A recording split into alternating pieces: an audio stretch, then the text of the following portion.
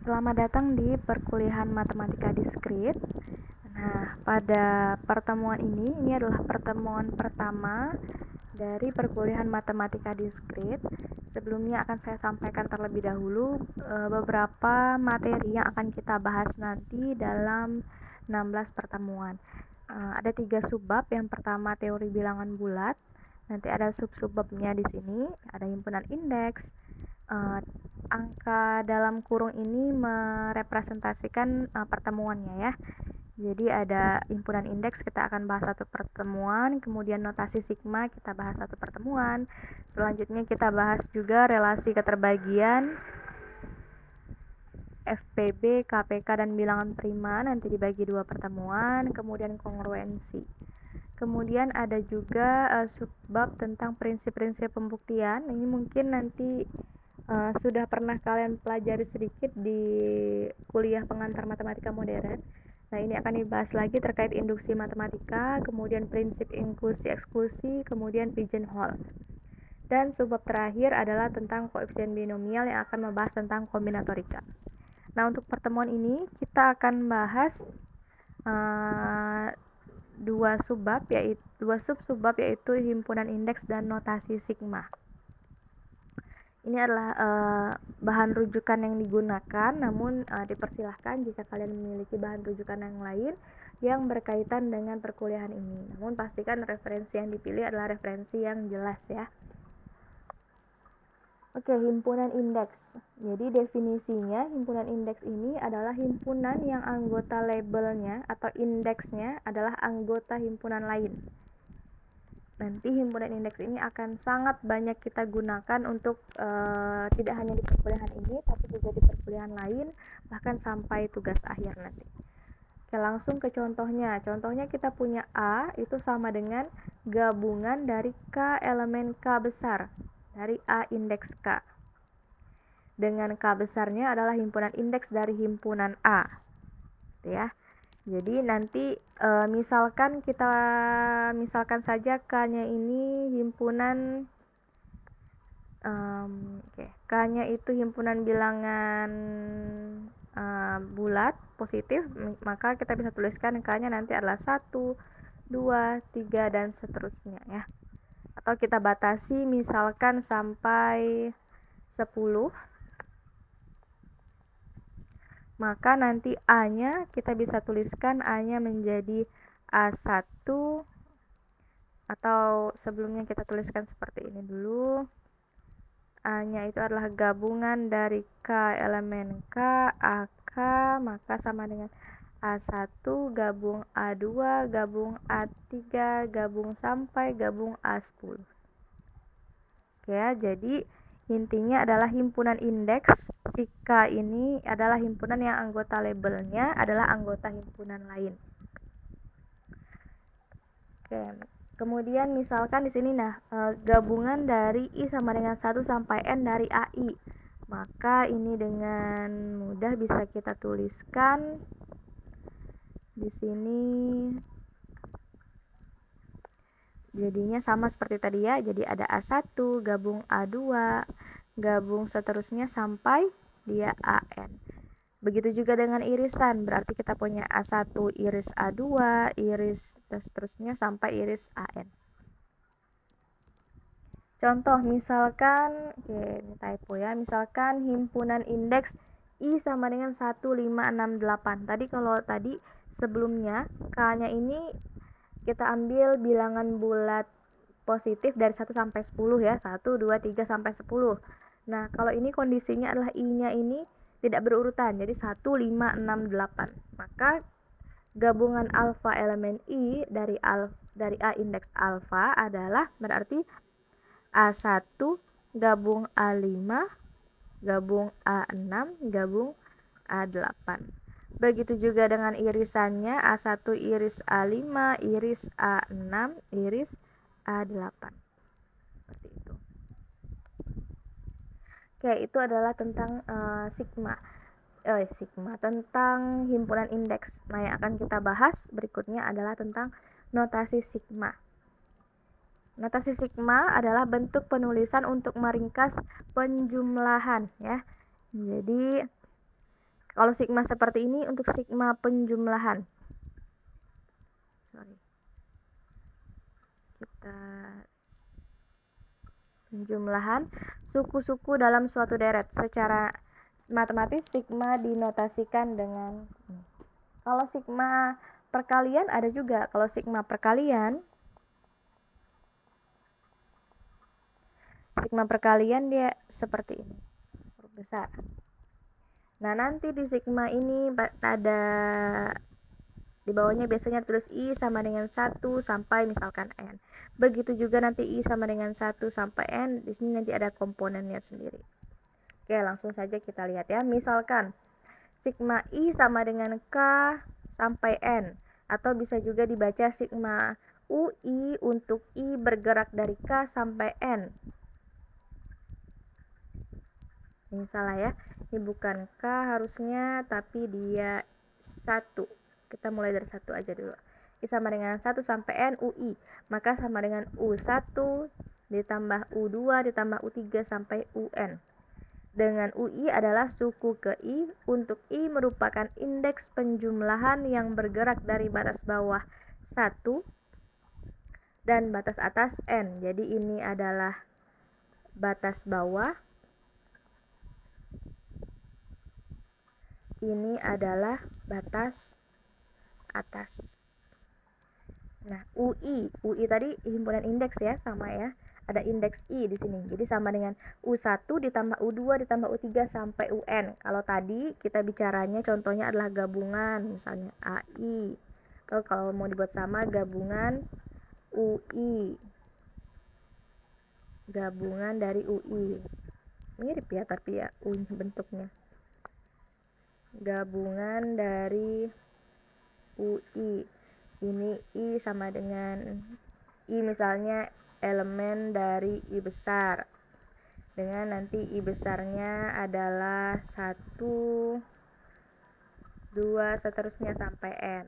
Nah, cara membacanya tadi sudah dicontohkan. Ada banyak cara membacanya. Sigma UI untuk I bergerak dari I sampai dari 1 sampai N, atau bisa jadi juga sigma I sama dengan 1 sampai N untuk UI atau dari UI. Nah, ini penting. Kenapa? Karena biasanya ketika seminar tugas akhir atau sidang tugas akhir banyak sekali yang salah dalam yang tidak bisa menguraikan sigma. Biasanya kalau misalkan sigma I sama dengan 1 sampai 4 dari XI, coba hilangkan sigmanya. Nah, yang biasa dilakukan adalah dengan menghapus sigmanya. Jadi, hilangkan sigmanya atau uraikan sigmanya itu maksudnya kita uraikan seperti ini, atau bongkar sigmanya biasanya kata dosennya. Maka di sini sama dengan apa? Sama dengan X1 ditambah X2 ditambah X3 ditambah X4. Sesederhana ini, tapi banyak yang masih salah.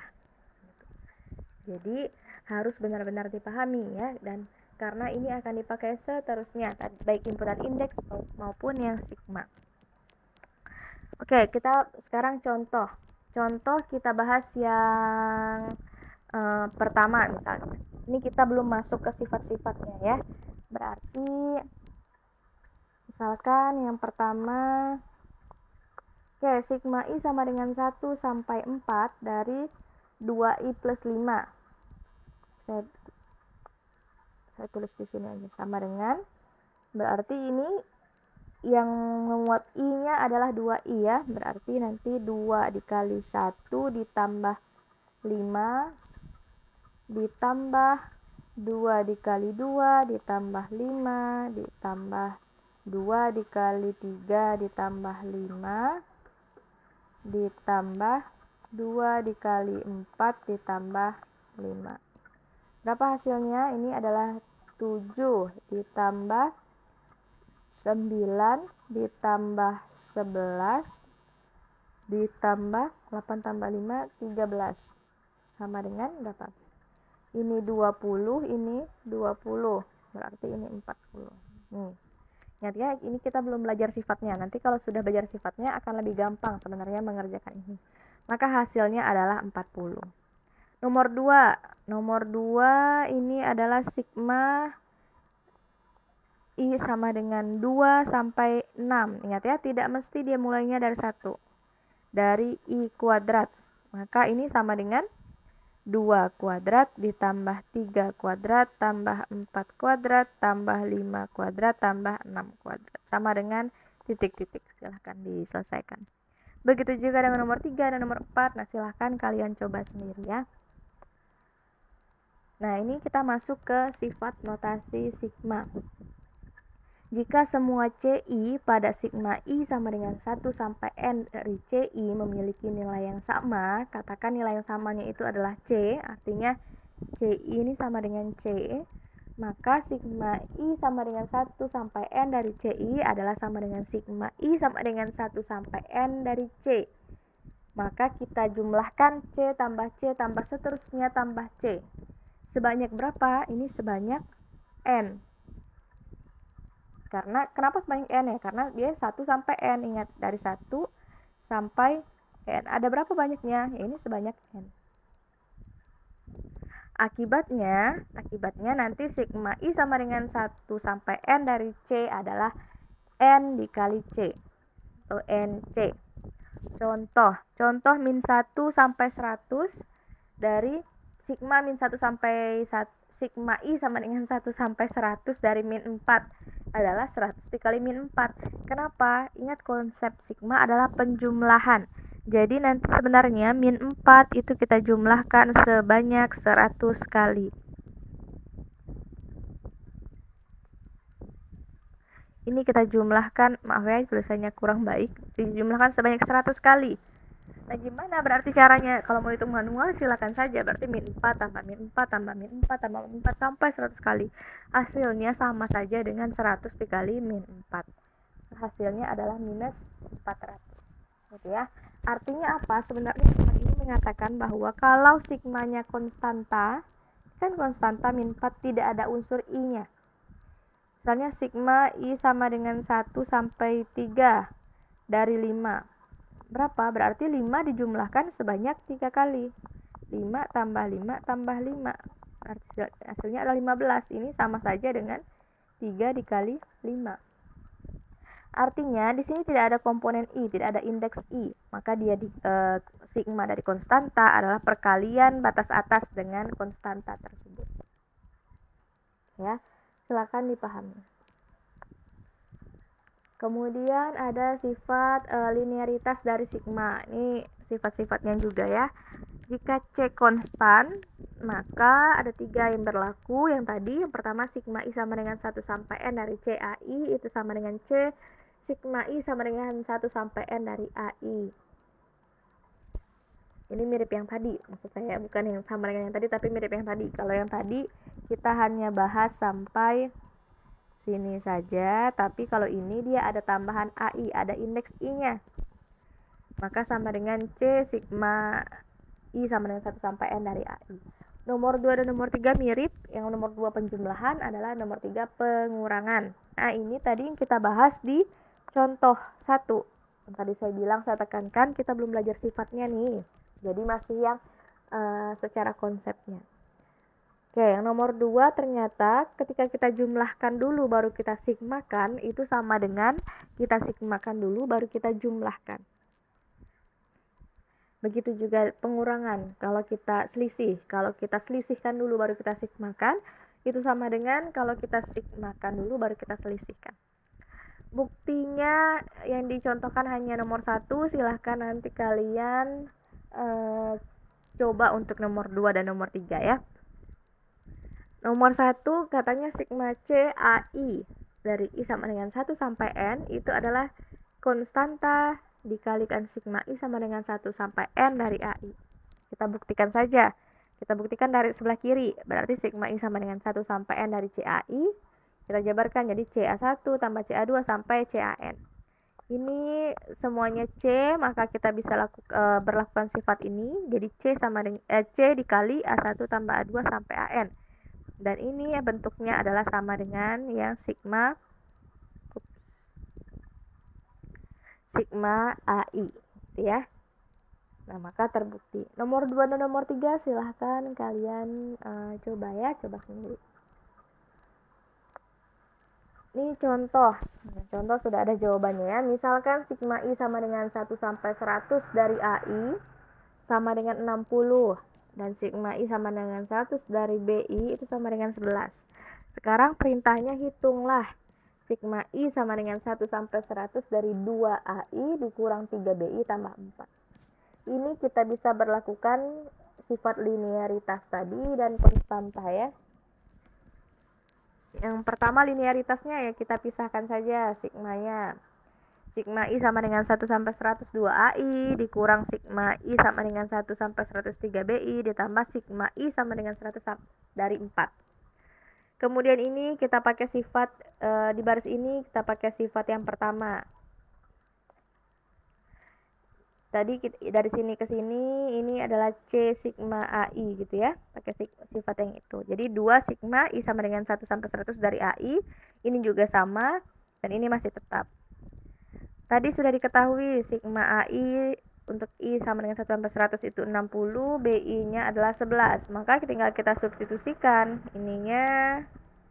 Kita substitusikan tadi 60 dan 11. Yang ini kita pakai sifat sigma C tadi ya, dari I sama dengan 1 sampai N itu adalah NC. Maka hasilnya adalah 100 dikali 4.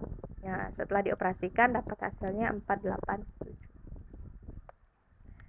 Ini ada 2 latihan, silahkan juga kalian coba dikerjakan supaya lebih paham lagi ya. Nah, ini adalah formula khusus pada sigma. Jadi ada 4 bentuk khusus pada sigma. Sigma penjumlahan ada sigma I kuadrat, sigma I pangkat 3, sigma I pangkat 4. Nah, ini semua nanti bisa dibuktikan ya. Dibuktikannya pakai apa? Yang nomor 1 ini gampang membuktikannya. Ini nanti pakai apa? Barisan dan deret ya. Jadi nanti kan ini bedanya adalah bedanya 1 kan, ini bedanya 1 dan seterusnya. Nah, silahkan coba dibuktikan benar nggak ya kira-kira kenapa hasilnya adalah sigma itu tuh sigma I itu adalah N dikali N plus 1 dibagi 2. Begitu juga dengan I pangkat 2, I pangkat 3, I pangkat 4 semuanya bisa dibuktikan kenapa bentuknya seperti ini ya.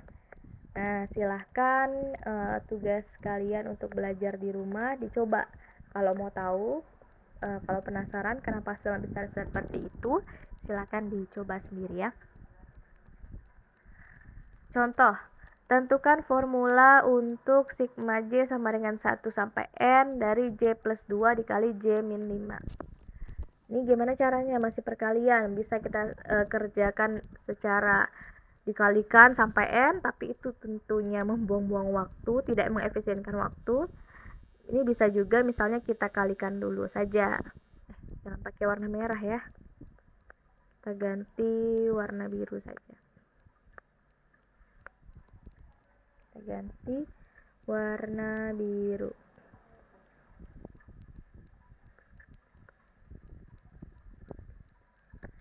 Ini sama dengan, berarti ini sigma J sama dengan 1 sampai N. Ini hasilnya adalah J kuadrat dikurang 5J ditambah 2J berarti min 3J dikurang 10 ya. Ini nanti akan menggunakan sifat linearitas tadi sama dengan N J kuadrat dikurang sigma J sama dengan 1 sampai N 3J dikurang sigma J sama dengan 1 sampai N dari 10. Ini nanti J kuadrat. Nah, kita bisa pakai yang ini, J kuadrat N dikali N plus 1, N dikali N plus 1, 2N plus 1 per 6 dikurang 3 dikali sigma J berarti ya. Sigma J nya N dikali N plus 1, N dikali N plus 1 bagi 2 dikurang 10N.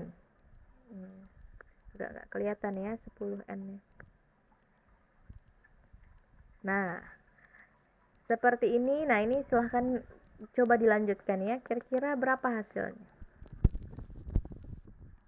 Oke, semoga bisa mengikuti. Kemudian, nah ini ada beberapa sifat notasi sigma yang umumnya digunakan.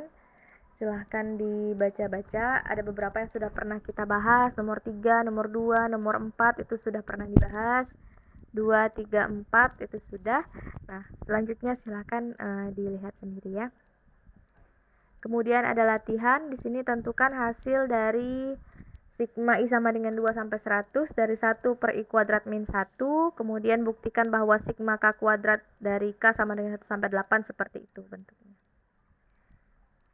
Oke, itu tadi sigma baru satu sigmanya ya, hanya sigma ini misalnya sigma 100, sigma UI, sigma AI. Nah, sekarang gimana kasusnya kalau ada 2 sigma? Tidak hanya 2, misalnya nanti ada 3. Nanti kalian temukan 3, misalnya ini IJK. Nah, bisa jadi gimana kasusnya kalau multiple summation ya namanya, ada sigma ganda atau sigma 3 sigma atau 4 sigma. Ya, kasusnya nanti kalau ini hapus dulu ya. Kita kerjakan dari mana? Kita kerjakan dari dalam dulu. Jadi kita kerjakan yang ini dulu. Artinya gimana? Berarti sigma I sama dengan 1 sampai 3. Ini yang bergerak apa? Yang bergerak J. Berarti I-nya tetap dulu. I1 ditambah X I2 ditambah X I3. Kenapa I-nya tetap ya? Karena yang bergerak J dulu. Ini baru setelah ini kita jalankan yang si I-nya. Ini kan kalau mau pakai sifat yang tadi bisa kita ubah ya jadi I1 ditambah sigma I sama dengan 1 sampai 3 X I2 ditambah sigma I sama dengan 1 sampai 3 X I3. Ya. Berarti nanti ini sama dengan sigma X11 ditambah X21 ditambah X31, kemudian ditambah X12 ditambah X22 ditambah X32, ditambah yang ini lagi berarti X13 ditambah X23 ditambah X33. Tuh, berarti setelah yang di dalam baru kita kerjakan yang di luarnya. Nah, sekarang kondisinya sama nggak ya kira-kira kalau misalnya dibalik, I-nya di sini, J-nya di sini, gimana? Apakah sama? Nanti silahkan kalian temukan jawabannya. Kalaupun sama, apakah berlaku semuanya? Misalnya di sini, kalau misalnya saya ganti deh, ini misalnya saya ganti 4, yang I-nya tuh saya ganti 4 aja. Nah, sama nggak kira-kira pengerjaannya? Nah, itu silahkan teman-teman coba ya. Ini untuk sigma penjumlahan yang sering kita temui, nanti akan dipakai juga seterusnya. Tadi di awal saya sudah katakan, saya sudah klaim ada juga sigma perkalian. Nah, sigma perkalian nanti silahkan kalian baca-baca kira-kira berlaku nggak semua sifat sigma perkalian, sigma penjumlahan ini terhadap sigma perkalian ya. Sifat linearitasnya apakah berlaku atau tidak. Silahkan itu menjadi tugas mandiri kalian belajar di rumah, apakah sama nggak sih sigma penjumlahan dengan sigma perkalian. Dan ada beberapa latihan-latihan tadi silahkan juga coba dikerjakan ya, karena pada dasarnya yang penting kalau kita banyak latihan, insya Allah nanti akan lebih mudah kita menerapkan teorema dan definisi yang sudah kita pelajari sebelumnya. Oke, selamat belajar. Terima kasih.